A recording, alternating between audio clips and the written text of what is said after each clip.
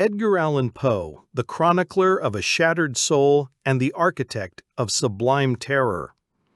Edgar Allan Poe was not merely a precursor of Gothic horror and the detective story. He was a surgeon of the psyche, a master of transmutation who sculpted his own desolation into a literary work of somber beauty and unparalleled psychological depth. His existence, a litany of tragedies and a continuous struggle with the shadows of despair, served as the substrate for a singular aesthetic that still resonates in our collective consciousness today, challenging us to plumb the abysses of the soul. The scars of childhood and the echoes of ceaseless loss. Born in Boston in 1809, Poe's childhood foreshadowed the melancholy of his work. Orphaned before the age of 3, his welcome into the affluent Allan family was a mere semblance of belonging. Formal adoption never materialized, and the tempestuous relationship with John Allan bequeathed him not only financial instability, but also a perpetual sense of inadequacy.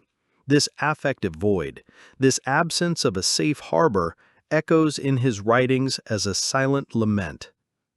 The successive deaths of crucial female figures, his biological mother, his adoptive mother, and years later his young wife and cousin, Virginia Eliza Poe Clem, were devastating blows that metamorphosed into ethereal female characters and premature fates in his fiction. The pain of loss, this incessant emotional undertow, finds its resonance in the celebrated and heartbreaking confession, quote, "I have no faith in human nature, no faith in God. I have only my own reason, and I cling to it as a shipwrecked man clings to a piece of wood," a declaration that lays bare the existential crisis that consumed him. The broken mirror, vices, existential crises, and fractured reality. Poe's battle with alcoholism and opiate addiction was not just a personal drama, it was a dark catalyst for his art. Financial instability and reliance on the charity of friends, despite his undeniable talent and the success of works like The Raven, 1845, intensified his sense of despair and loneliness. This bitter reality shaped his worldview, permeated by an obsession with death, madness, and the macabre. His characters, often on the verge of mental collapse, are projections of his own internal battles, reflections of a shattered psyche.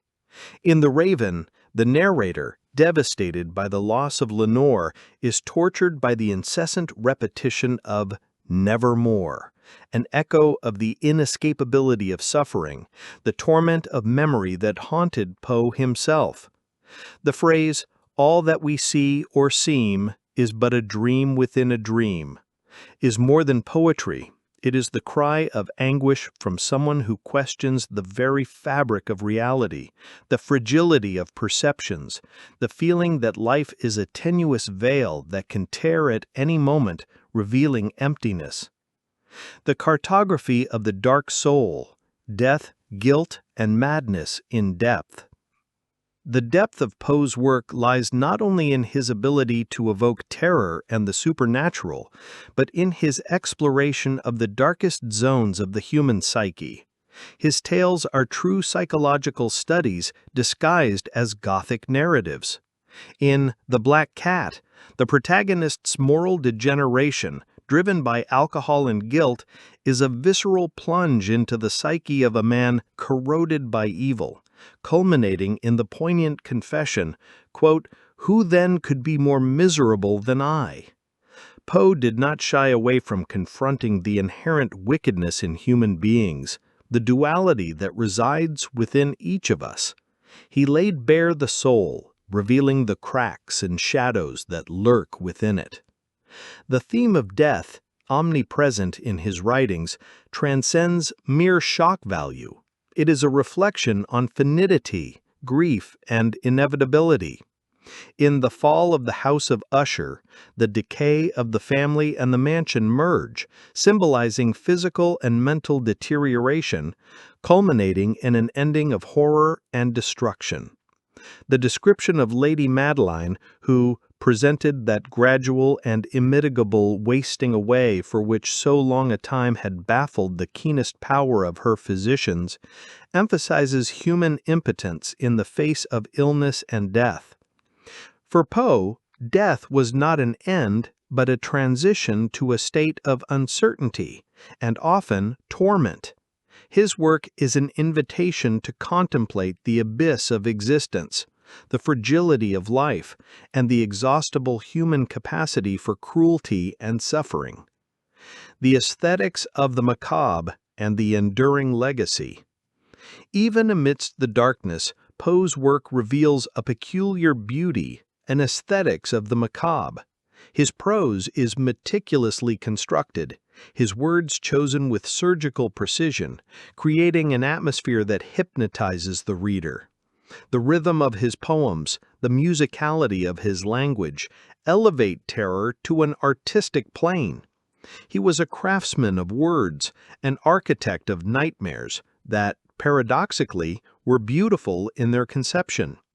The phrase, "beauty is a truth more strange than fiction," from The Philosophy of Composition, can be interpreted as his own quest for a beauty that transcends the conventional, finding its expression in melancholy and mystery.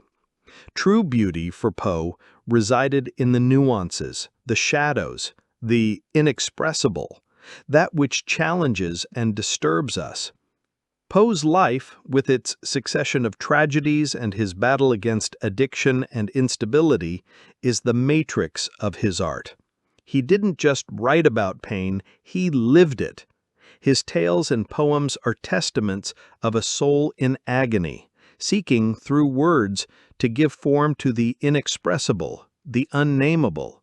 His genius lies in his ability to transform suffering into art, madness into metaphor, death into poetry.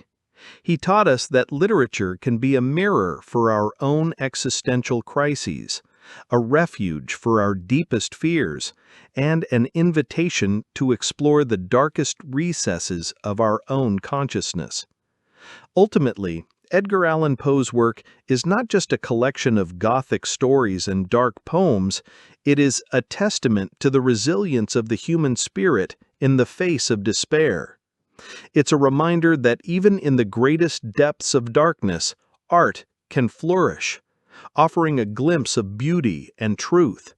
He left us a legacy that continues to challenge us, disturb us, and above all, make us reflect on the complexity of human existence.